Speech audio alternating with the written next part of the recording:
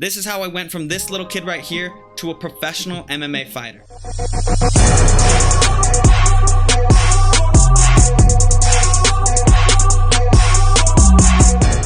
What's up everybody, welcome to my channel. I'm Laird Anderson, professional MMA fighter. If you're tuning into this video, make sure to like and subscribe, and let's get back to the story.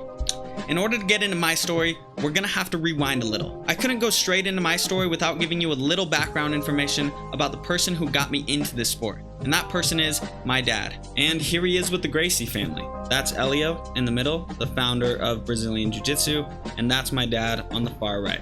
Let's zoom in a little. My dad always wanted to learn martial arts and was willing to do anything to seek out and get good training. So he started by traveling to Japan, and there he looked to train in more traditional martial arts such as karate and judo. Around the time that he got there, a lot of local Japanese citizens weren't too welcoming to the fact that a white man wanted to train in their traditional martial arts. Though he was able to get a little training in Japan, he eventually ended up hearing about something called Brazilian Jiu-Jitsu. So, sure enough, after being convinced about this new martial arts called Brazilian Jiu-Jitsu, he packed his bags and flew to Brazil. That's where he met and started training with the Gracie family. The Gracie family is actually one of the most polarizing and influential names in the sport of MMA till this day. He trained and studied under them for a long time, and eventually the Gracie family moved from Brazil to Torrance, California, in which my dad followed. While in Torrance, California, he trained for the Gracie family as well as competed in the famous Gracie Challenge matches. What's up, guys?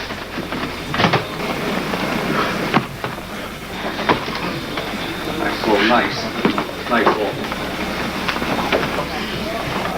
Good work, Lo.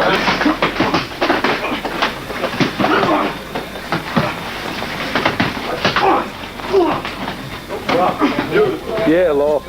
Keep it.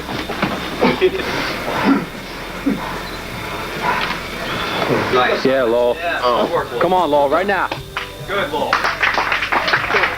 The Gracie family did the Gracie Challenge matches to invite other people from different backgrounds of martial arts to test their skills against Brazilian Jiu-Jitsu. They did this to prove that Brazilian Jiu-Jitsu was the most dominant martial arts form at the time. After many Gracie Challenge matches, my dad decided to follow Royce Gracie and join him in fighting in the UFC. And he would go on to fight in UFC 22.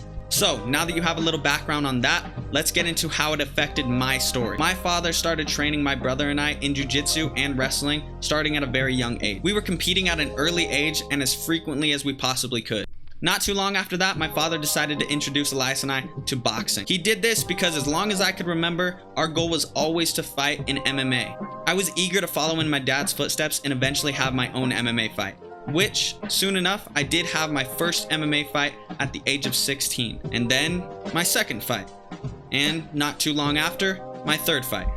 After 3 relatively quick finishes, that's when we decided that my pro debut would be next. I then went into my professional debut in shape and ready from a good solid training camp, which is good because my opponent was just as ready. We went to war for 3 straight rounds and I eventually came out the win via split decision. Bear in mind, all my fights previously in the amateurs were relatively easy and quick, so this was kind of an eye-opener of what to expect going forward in the professional league.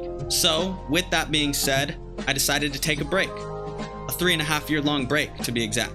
Don't get it twisted though, I wasn't not training during this time. I actually wanted to take the time to round my skills out as a martial artist, be better at my striking, my jiu-jitsu, my wrestling. That way I could come back into the cage prepared and confident.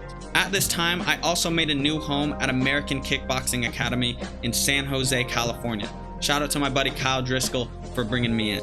Not too long after being there, I had my first fight camp scheduled. Fight camp went well and the fight went even better. I went in there against an opponent with 8 more fights than I had, and I finished him in the first round. That actually ended up being the fight that secured my contract with Bellator. And then, soon after that, boom, 3rd professional fight in the windy city of Chicago. This fight was against a hometown favorite, and it was actually one of my favorite fights because I got to talk a little shit in there, and that made the fight a lot more fun. You're getting your ass beat. Soon after that fight, I followed a couple of my friends from AKA in San Jose, California to Fortis MMA in Dallas, Texas.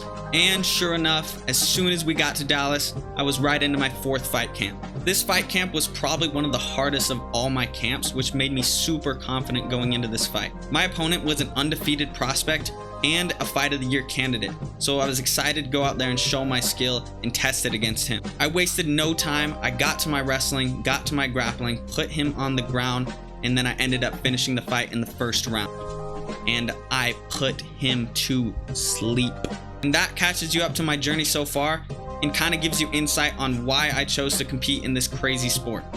Thank you so much for watching this video. If you enjoyed it, make sure to click the thumbs up button and subscribe to follow along in my MMA journey and get more martial arts related content.